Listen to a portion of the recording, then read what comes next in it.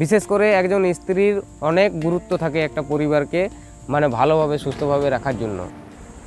কিছু বাস্তব কথা বলবো, কথাগুলো শুনতে ঝাল লাগলেও এটাই কিন্তু বাস্তব। এটা আগেও হয়ে আসছে, এখনও হচ্ছে, আবার ভবিষ্যতেও এটাই হবে, এটাই চলছে। এই যে একজন পুরুষ এত পরিশ্রম করে, সকাল থেকে সন্ধ্যা পর্যন্ত পরিশ্রম করে, কিসের জন্য করে? তার স্বপ্ন, নিজের স্বপ্ন পূরণ করার জন্যে?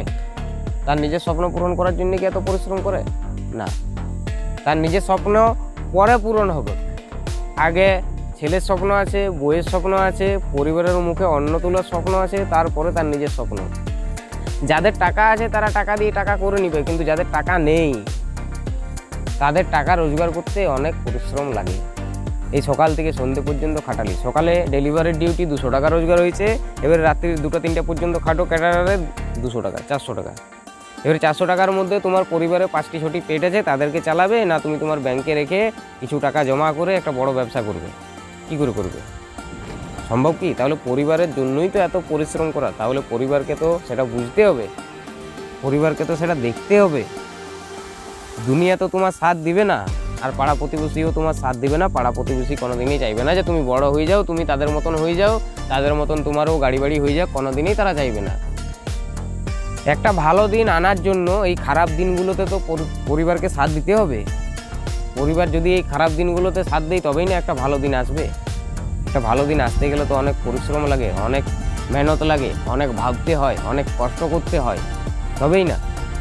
এবার এত পরিশ্রম করার পরেও আমাকে তো একটু ঠান্ডা মাথায় থাকতে হবে, আমাকে তো একটু ভাবতে হবে যে কী করলে আরও 2 পয়সা বাড়তি আসবে, কী করলে আমি আরও বেশি রোজগার করতে পারবো, কী করে আমিও আরও 10টা লোকের মতো আমার পরিবারটাকেও আমি খুশিতে রাখতে পারবো, ভালো মন্দ খাওয়াতে পারবো, দামি দামি শাড়ি দিতে পারবো, তাই না? সেটা পরিবারকে তো বুঝতে হবে। বিশেষ করে একজন স্ত্রীর অনেক গুরুত্ব থাকে একটা পরিবারকে মানে ভালোভাবে সুস্থভাবে রাখার জন্য।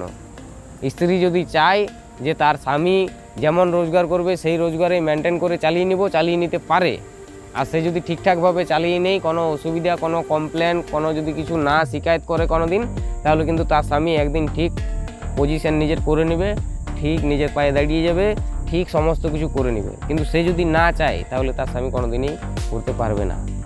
করতে পারলেও অনেক কষ্ট করতে হবে, অনেক কষ্ট, অনেক বাধা। এই একজন কথার মানেই বলছি, আমি একজনের ছেলে, একজনের স্বামী, একজনের বাবা, তাহলে 3টে মানুষ, আমি একটাই। তাহলে ওই 3টে মানুষের দায়িত্বও তো আমাকে পালন করতে হচ্ছে, সবাইকে তো আমাকে দেখতে হচ্ছে, পুরো পরিবারটাকে। এবারে মায়ের কিছু রাগ হলো, বউয়ের সাথে কিছু ঝগড়া হলো, মা এসে বলে দিবে তোর বউ এমনি বলছে, তেমনি বলছে, তোর বউ এমনি করছে। এবার বউয়ের কিছু প্রবলেম হলে বউ বলে দিবে তোমার মা এমনি বলছে, তোমার মা তেমনি বলছে। এবার মাঝখানে ফেসে যাবো আমি। মাকে কিছু বলা যাবে না, মা ছোটোর থেকে বড় করেছে, কোলে পিঠে করে মানুষ করেছে, কত স্যাক্রিফাইস করেছে, কত পরিশ্রম করেছে। কারণ আমি একজন বাবা, আমারও একটা ছোটো ছেলে আছে, আমি তো দেখতেই পাচ্ছি যে একটা ছোটো ছেলেকে বড় করতে গেলে কত পরিশ্রম করতে হয়, কত কষ্ট লাগে, কত ভালোবাসা দেয় ছোটোর সময়, তাই না? মাকে কিছু বলা যাবে না, আর বউকেও কিছু বলা যাবে না। ও নিজের পরিবার, আত্মীয় স্বজন সবাইকে ছেড়ে দিয়ে তোমার হাত ধরে তোমার ভরসায় এসছে, এবার তুমি ওর উপরও কিছু রাগ দেখাতে পারবে না। এবারে আমার নিজেরও তো পার্সোনাল কিছু রাগ থাকতে পারে, আমি কার উপর রাগটা দেখাবো? ওরা না হলে নিজেদের রাগগুলো আমার উপর ঝেড়ে দিচ্ছে। এবারে এইদিকে শাশুড়ি, এইদিকে বউ, মাঝখানে যদি দুজনের রাগ ঝাড়ে না, ওটার মানে হচ্ছে যে গলাটায় রশ্মি পরিয়ে দুজন দুদিক থেকে টানছে, এই দিক থেকে বউ টানছে, ওই দিক থেকে মা টানছে।